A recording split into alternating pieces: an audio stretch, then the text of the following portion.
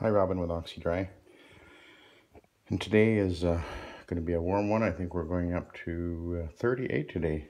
That's going to be pretty warm, but this is my first job of the morning. It's not too bad in here. And you can see I have a set of stairs. I have another set of stairs below this. This is a townhouse, kind of built like a chimney, like a lot of them are. Here's the what the back side of them look like, I guess. You can see. So we have 3 stories, garage underneath. Pretty typical. Really crammed in here. Look how narrow the driveways are. There's the roof of my van. Right down, can you see it? Where is it? Right down there. Driveways are so narrow, and they got the air conditioner sitting there. And you can see notice that you can see the pipes from the air conditioner. I wonder how many times that gets stepped on and damaged. That's just really a bad setup. Anyway, oh, actually those are heat pumps, I guess, but they're also air conditioners. Anyway, that's why they're so big. And so I've got that bedroom, hallway, and a little bedroom here. These are really small. These places are built, you know, as entry level. And this is the yard. I mean, look at the yard. What's that? 50 square feet. And there's the neighbor right there, like door to door. And then the bottom where I come in the back, because this is technically the front door, but you can't, you know, it's just a sidewalk here. But to get in where you park, the door there, actually I'll show over here. Yeah, I'll show you this.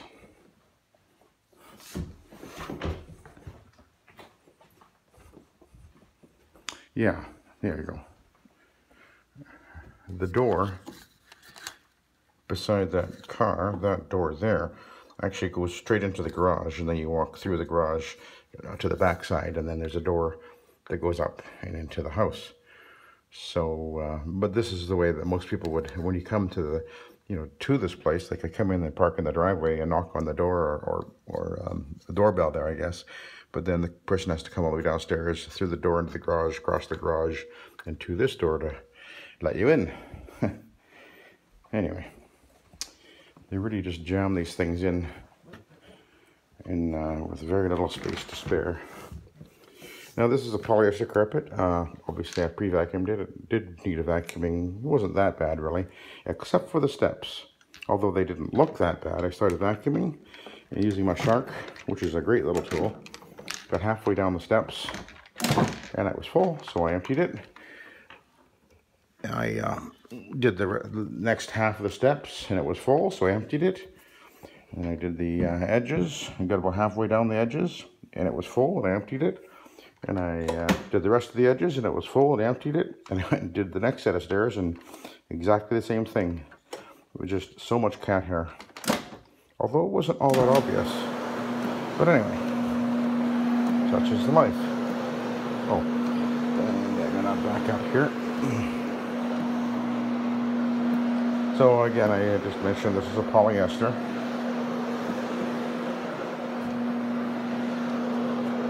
It's actually not in bad shape really, and I only found I think 2 or 3 visible spots on it, other than the wear, which is really not bad considering it's about a 5-year-old carpet. It's actually not that bad considering.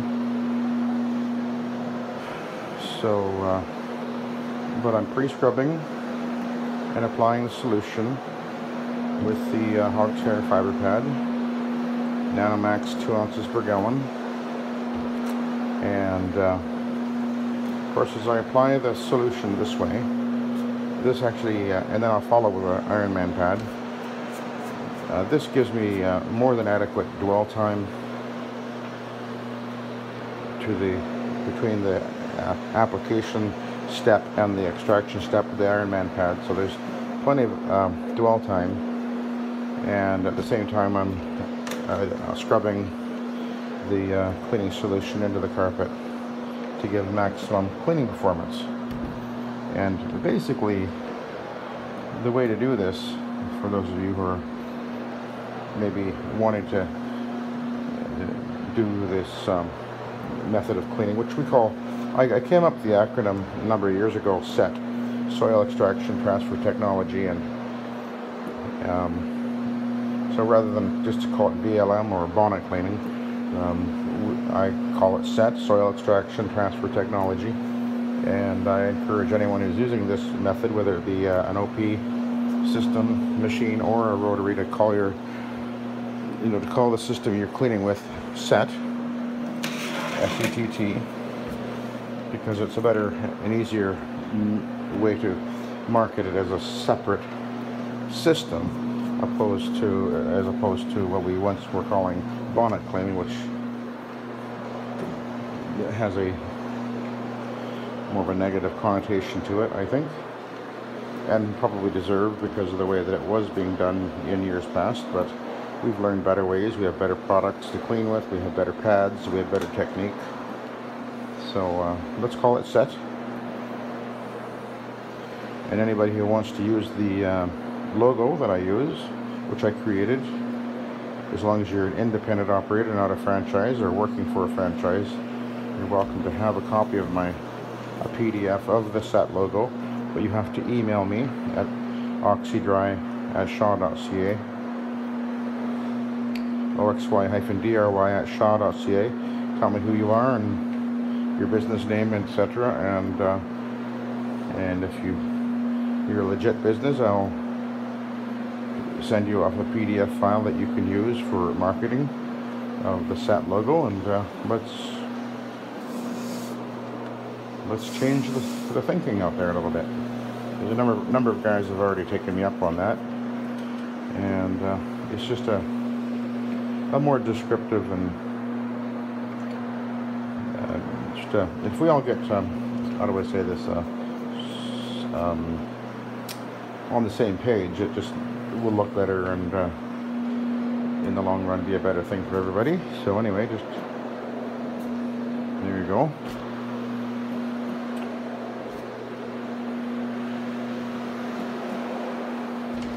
So I'm just taking it easy, doing a pre-scrub, applying the solution as I go along. Shower feeding, of course.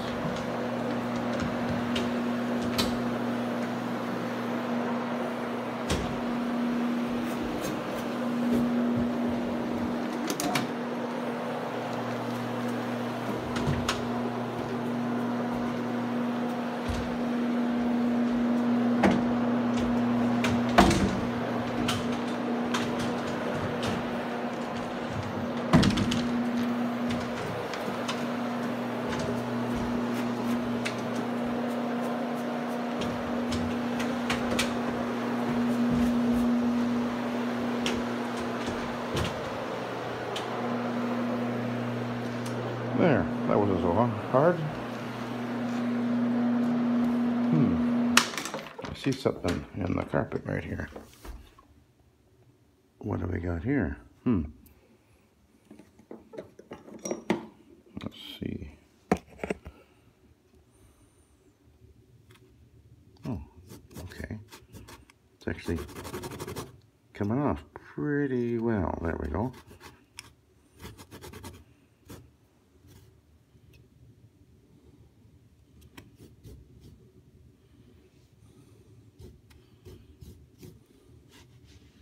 Yep, sort of stuck on the fiber there a little bit. Got it off.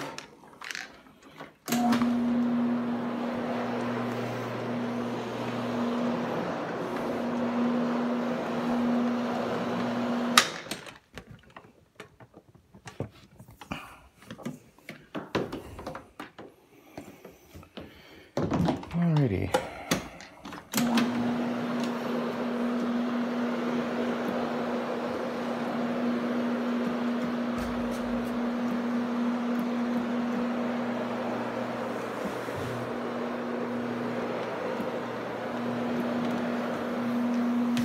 The laundry set up to my right here, so I'll open the door in a sec. Get in there. You can see in the corners right there and there where the cat's been obviously working up the carpet a little bit. Wanting to get in, I guess. Obviously a long haircut, because boy, I sure picked up a lot of hair on the stems anyway. A lot of people, even though they might be pretty thorough at vacuuming their carpeting, usually the steps are really neglected because it's a pain in the butt, and people don't really want to vacuum them because it's a pain in the butt.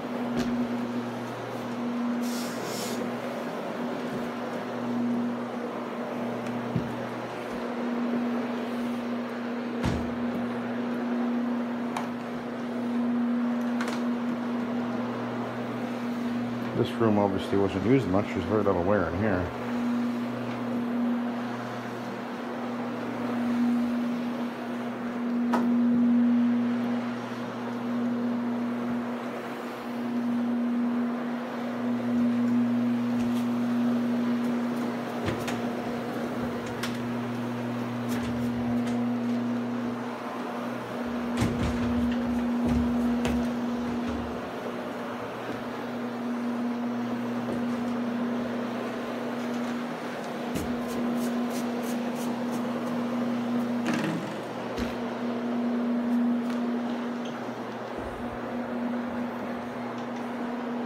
Of course, when I do the vacuuming, I do vacuum the edges and get into the corners really well. There's usually nothing there to speak of, obviously, because nobody's walking there, but definitely a good idea to vacuum very well in those corners. So you don't just drag the crevice too along the edge. You got to work that triangle there a little bit.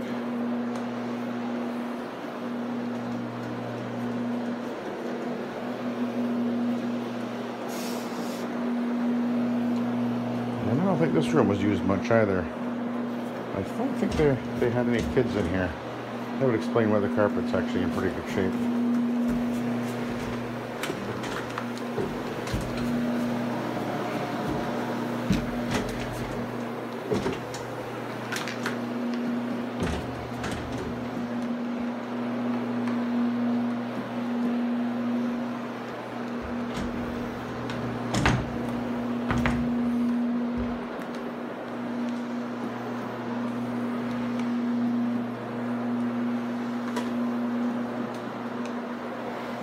This is actually the only job I'm going to do today. We've got some things that we need to do a little bit later, so. And I had a very big day yesterday. Very large furniture cleaning job, as well as 3 synthetic rugs and a set of stairs. About over $2,000 day. And one of the, well, let's say I did 2 loose back cushion couches, 2 chairs, and a great big huge sectional.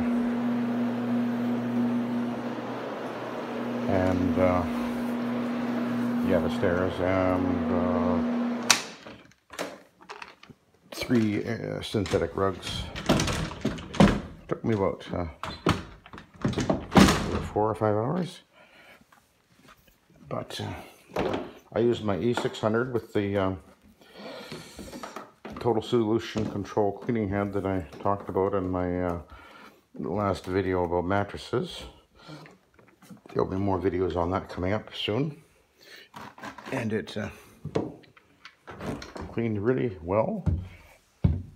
And when I cleaned the couches and the sectional, I do the cushions first, and by the time I did the cushions and then started on the body, by the time I got near the end of cleaning the body, the cushions were dry already.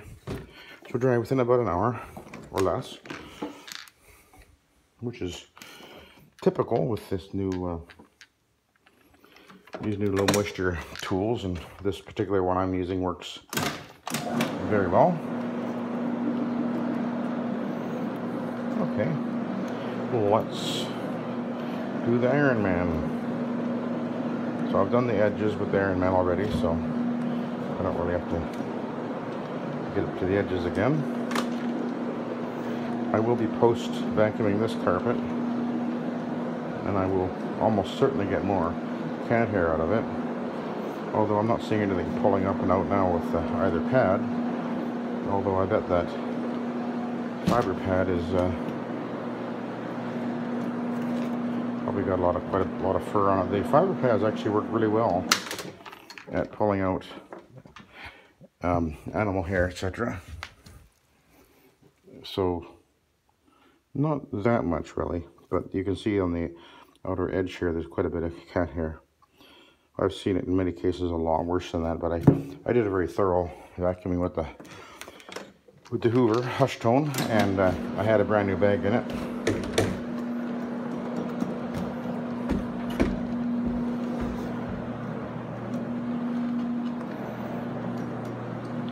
Just kind of curious about something.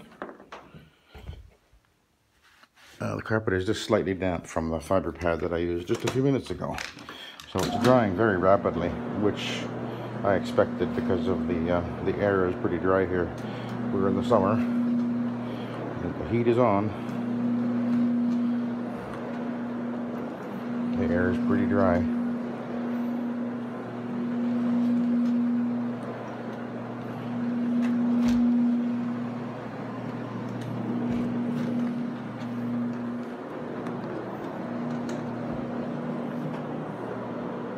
You can see where the bed was sitting. Obviously the carpet looks brand new there, and then right where I am over here you can see quite a dramatic difference in the pile of the carpet. It's quite deteriorated, and I can clean it, but I can't put the shiny reflective surface back on the fiber, as over time the surface of the fiber gets dulled and it will not reflect the light as it does where it's never been walked on. So you can clean it all you want, but you can't shine up that reflective surface again. It can be spotlessly clean and still look dull and dingy.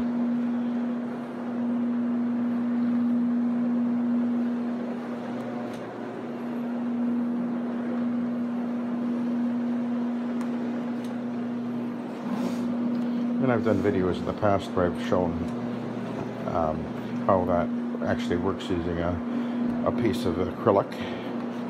So if you're wondering what I'm talking about, just go back in my archives and you'll find videos about that. Very handy to be able to show the customer so that they can understand that just because a carpet looks like it's soiled, it does not mean that it is. If it's wear, it will look dull and dingy.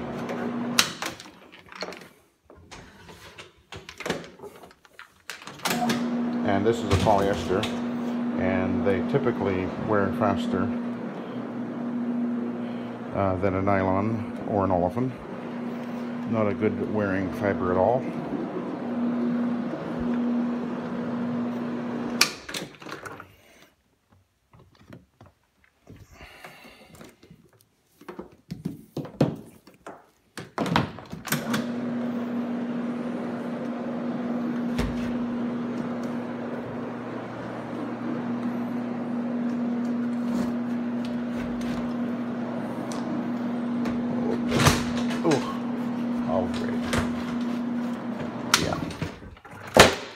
Nice.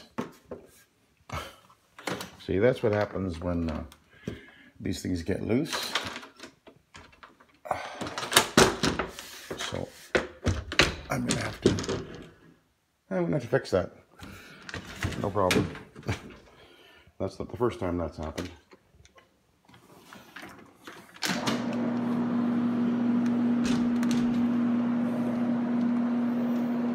No big deal. I got a screwdriver with me, and I've had those fall apart. You just open them up. Sometimes they just literally fall out of the track. People wonder the door. I mean, I knew it was binding. I could feel it when I opened it before, but people don't realize that when it's starting to do that, it means that the top,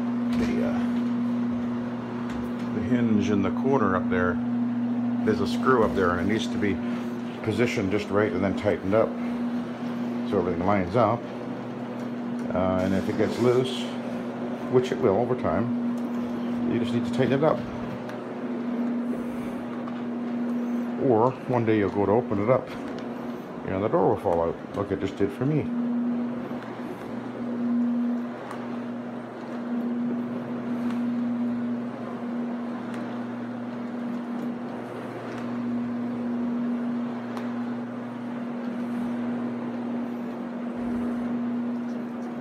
Okay, we'll go into this room.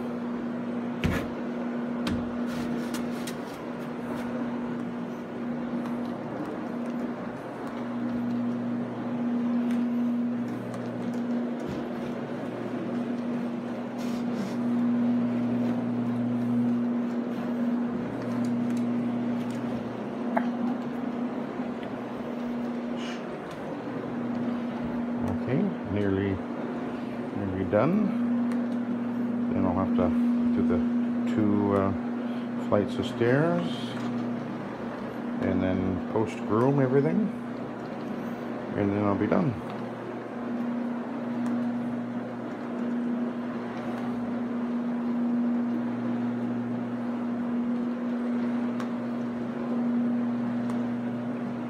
Okay, let's go back to top of the steps there.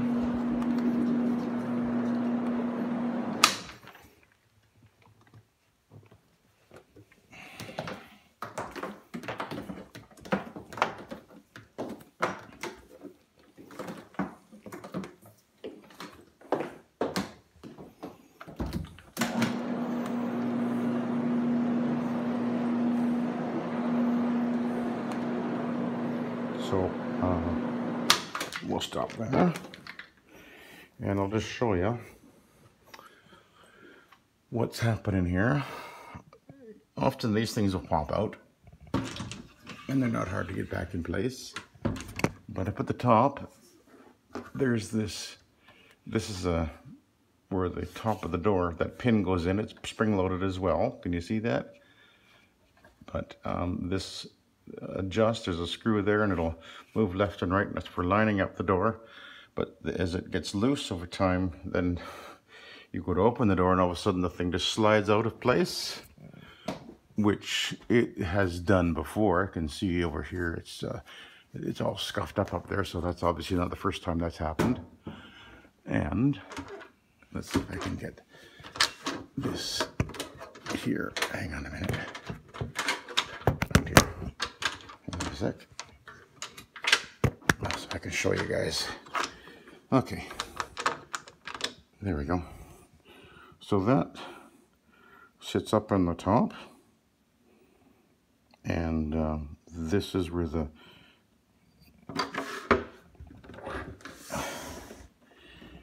here we go. Here's the top. Hang on a sec. I need a bit more room here. So here's the top of the door. This is useful information. So this sits here, oops, right there, and that, so I'm gonna, and then it goes up and down, they both do, you see? So this one goes in here, both of them go up and down, so what I'll do is I'll position this up in the top corner up there.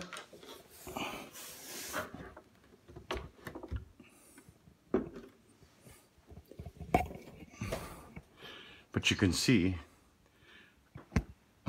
and over time, if this gets really messed up here, this track, then you'll have to, they'd have to replace this, because this goes up in here, and then, oops, you can see that.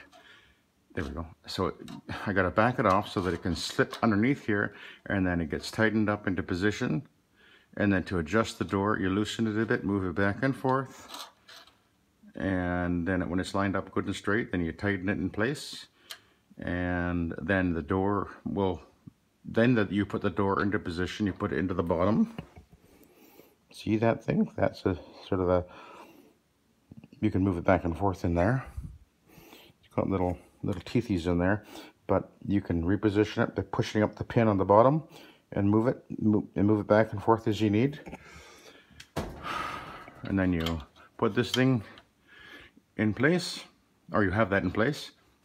So you put it in the bottom first, and then you bring the door up and you put your finger over the top of the door, push down the pin, and then line it up so it pops into place. And then you grab the other end of the door, which is the bifold, and you push the pin down at the top. And well, this thing sits up in here first. Actually, it just goes like, hang on, it's supposed to snap in there. Oh, it's not gonna go. Oh, interesting. Okay, well this one doesn't snap in place. Oh, that makes it more interesting. Okay, no big deal. So anyway, you put the door up in place, and you push the pin down, and you hold this up in place, and the pin has to go between, right in there. See where the springs come together? And then the pressure of the pin pushing it up will hold it in place. Some of them snap in place. I've never seen one like that. It just falls out. I guess it's cheaper. Anyway, so that's what I'm gonna have to do before I'm done here. So that's not a big deal, actually. But just to be able to, as carpet cleaners, when you're opening and closing these bifold doors, inevitably this will happen to you. So you don't need to know how to fix it. It's easy though. Anyway, let's have a look at the pad.